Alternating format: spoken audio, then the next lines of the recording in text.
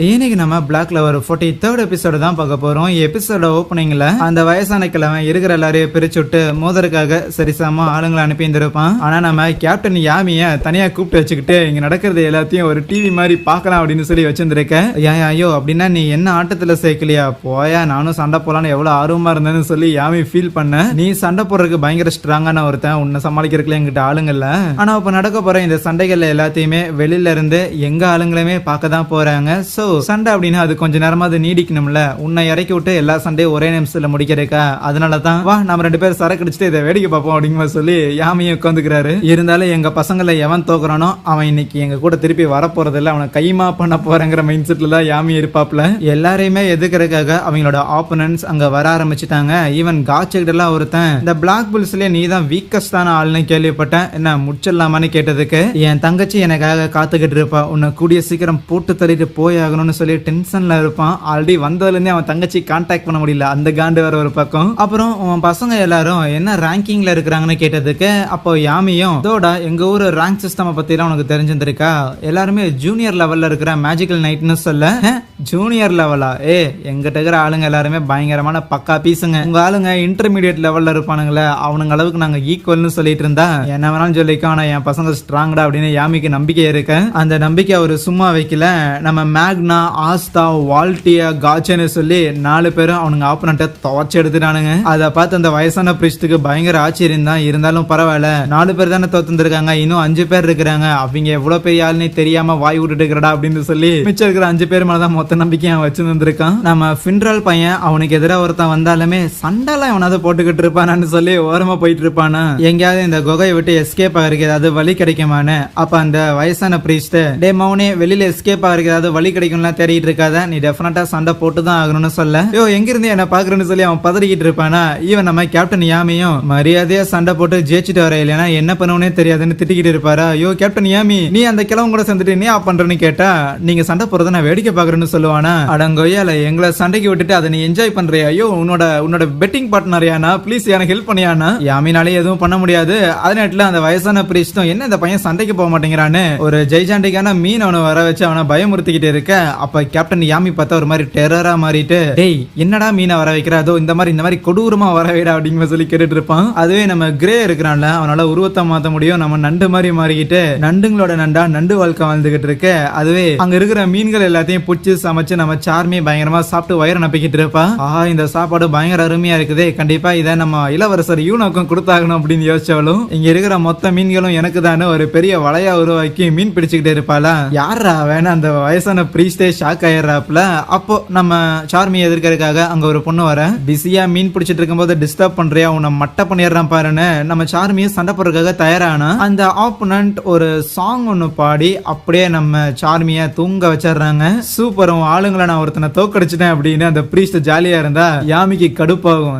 இவளுக்கு 2 வாரத்துக்கு சோறைய போடக்கூடாது அப்படின்னு டென்ஷன் ஆயிட்டு இருப்பாரு. நம்ம மேக்னா ஒருத்தனை காலி பண்ணிட்டு சரி இன்னும் வேற ஏதோ ஒருத்த பவர்ஃபுல்லா வந்தானா அவனே மட்டை பண்ணிட வேண்டியதானே பயங்கர ஆர்வமா ஒரு குகையை விட்டு வெளியில வர. கரெக்டா நம்ம வால்டியா பையனுமே அந்த இடத்துல வந்திருப்பானா. என்ன வால்டியா, நீயும் ஆப்பரண்ட் தோக்கடிச்சிட்டியா, அடுத்த பெரிய எதிரி தேடி வந்திருக்க போலயே அப்படின்னு பேசிக்கிட்டு இருக்கும் போதே அந்த இடத்துக்கு ஒருத்தன் வந்து நிக்கிறானா. ஓகே, நான் எதிர்பார்த்த பெரிய எதிரி அவனாதான் இருக்கும் போலேன்னு மேக்னாக்கு முன்னாடியே அந்த வால்டியா லைட்னிங் மேஜிக்கை யூஸ் பண்ணி அட்டாக் பண்ணா. அவன் ஒரு ஷீல்ட வச்சு அதை தடுத்துறான். தோடா இவன் என்ன தடுகலாம் செய்யறான் அப்படின்னு கொஞ்சம் சர்ப்ரைஸ் ஆக. அதுவே நம்ம ஆஸ்தா அந்த இடத்துல இருக்கிற பெரிய மீன் பாம்பு மாதிரிலாம் பெருசா வரும், அது எல்லாத்தையும் டிஃபீட் பண்ணிட்டு இருக்கும் போது அந்த இடத்துல பார்த்தா பயங்கர ஜெய்ஜாண்டிக்கா ஒரு பெரிய பாம்பு மீன் மாதிரி ஒண்ணு இருக்கும். அத அந்த ஆப்போனண்டோட ஆளுங்கள ஒருத்தனே வந்து தோக்கடிச்சிருப்பானா. டேய் யாரா நீ அப்படின்னு ஆஸ்தா கேட்கும் போது, நீ ஆஸ்தா தானே, இந்த மேஜிக்கே இல்லாத ஒரு ஸ்வாட யூஸ் பண்ணுவேன்னு நான் கேள்விப்பட்டிருந்திருக்கேன்னு சொல்ல. கேள்விப்பட்டிருக்கியா, யாருக்கிட்ட இருந்தேன்னு கேட்க சொல்ல முடியாதுன்னு அவன் அந்த இடத்துல சும்மா ஒரு டான்ஸ் பெர்ஃபார்மன்ஸ் மாதிரி பண்ணிட்டு இருப்பானா சண்டை போறதுக்கு முன்னாடி. யோ சோக்கா டான்ஸ் ஆடுறியான்னு ஹீரோ பாராட்டினதுக்கு, ஆமா டான்ஸ் சூப்பரா ஆடுறேன்ல, என்னோட ட்ரீமே இந்த அண்டர் வாட்டர் டெம்பிளை விட்டு வெளியில வந்தா அங்கிட்ட ஒரு பீச் ஒன்று இருக்கும்ல, அந்த இடத்துல இந்த பாட்டு பாடுறது, டான்ஸ் ஆகுறது, இப்படி பாப் சிங்கரா இருக்கிறது இதெல்லாம் பயங்கர ஃபேமஸ், எனக்கு போய் ஒரு பயங்கர ஃபேமஸான ஒரு டான்சர் ஆகணும்னு ஆசையா இருக்குதுன்னு சொல்லுவான். ஆனா இந்த மாதிரி அண்டர் வாட்டர் டெம்பிள் இருக்கிற ஆளுங்க வெளியில போக கூடாது, பட் இன் சம் கேசஸ் இந்த ஒரு போட்டியில நான் ஜெயிச்சிட்டேன்னா இந்த ஹை பிரீஸ்ட் இருக்கிறார்ல, இந்த வயசான பிரீஸ்ட், அவரு என்ன வெளியில போறதுக்காக அலோவ் பண்றேன்னு சொன்னாரு. ஏன் தெரியுமா, அவர் என்னோட தாத்தா அப்படின்லாம் சொல்லிட்டு இருக்கேன். ஓகே, ஒரு பெரிய டான்சர் ஆகணுமா, அதுவும் மிகப்பெரிய கனவு தான், ஆனா அதை விட பெரிய கனவு எனக்கு ஒண்ணு இருக்கு, அதை நானும் விட்டு கொடுக்க தயாரா இல்ல. எங்களோட கிங்டமை ப்ரொடெக்ட் பண்ற ஒரு விசார்ட் கிங்கா நான் மாறி ஆகணும். கமான், யாரோட கனவு பெருசுன்னு அச்சு பாத்திரலான்னு அங்க 2 பேரும் சண்டை போட்டுருப்பானுங்க. அதுவே சில்வாவும் யாரையும் கூட சண்டை போட வந்துடாதீங்கப்பா அப்படின்னு பயந்துகிட்டே வந்துட்டு இருக்க. அப்போ அந்த இடத்துல நம்ம சார்மிய தூங்க வச்சால அந்த பொண்ணு திருப்பி வரா.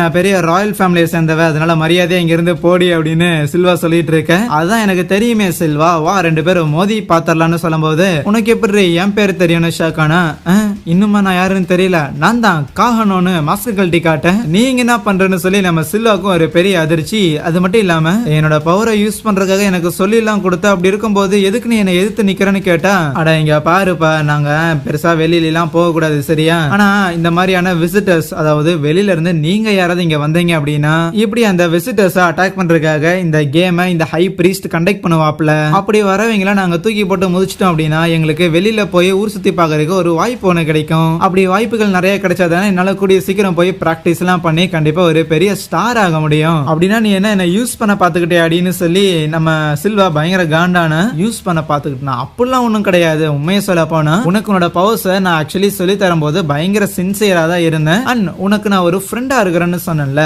அதுவுமே உண்மைதான். ஏன்னா ஃப்ரெண்டா இருக்கிறோம் அப்படிங்கிறங்காட்டி நம்மளோட பவர்ஸை மாறி மாறி யூஸ் பண்ணி அடிச்சுக்க கூடாது, அப்படிலாம் எதுவும் கிடையாது, நான் நம்புறேன். உனக்கு எதுவோ நீ சூஸ் பண்ணிக்கன்னு இவ பாட்டை பாடி நம்ம சில்வாவை தூங்க வைக்க பார்த்தா, அவ அதுக்கு மயங்காம தன்னோட வாட்டர் பவரை யூஸ் பண்ணி அந்த பாட்டு கேட்காத மாதிரி பண்ணிடுறான். தூங்க மாட்டேன்னு அடம் பிடிச்சின்னா உன்னை நான் அட்டாக் தான் பண்ணணும்னு அந்த காகனோ அவளோட வோக்கல்ஸ் எல்லாத்தையும் பயன்படுத்த சவுண்டை யூஸ் பண்ணி அட்டாக் பண்ண ஆரம்பிப்பா. சில்வாவுமே அதை டிஃபென்ஸே பண்ணிட்டு இருக்க முடியாதுன்னு அவளும் சில வாட்டர் பவர்லாம் யூஸ் பண்ணி அட்டாக் பண்ணா. அது எதுவுமே காகனோ மேல படாதா. என்னடி பண்றேன்னு காகனோ கேட்டதுக்கு, என்னால கண்ட்ரோல் பண்ண முடியல, சும்மா நீ பாட்டுக்கு ஏதோ ஒன்று சொல்லாதன்னு சொல்லும் போது அதுக்கு காகனோ, கண்ட்ரோல் பண்ண முடியலையா, என்ன உளறிக்கிட்டு இருக்கிற, அதான் உன்னால அவ்வளோ பிரமாதமா உன் பவர்ஸை கண்ட்ரோல் பண்ண முடியுது, நீ சப்கான்சியஸா என்ன காயப்படுத்த கூடாதுன்னு நினைக்கிற, அதனாலதான் அட்டாக் பண்ணாம இருக்கிற.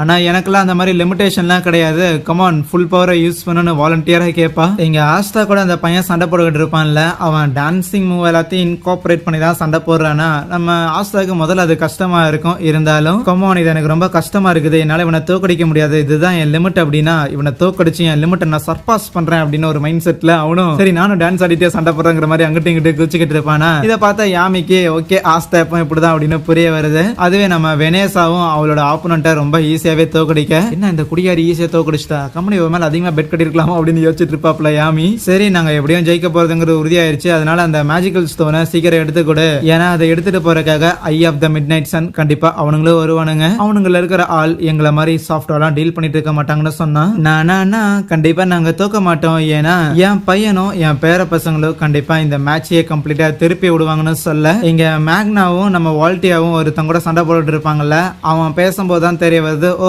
அந்த வயசான பிரீஸ்டோட பையனாயா நீ அப்படின்னு சொல்லிட்டு இருக்க.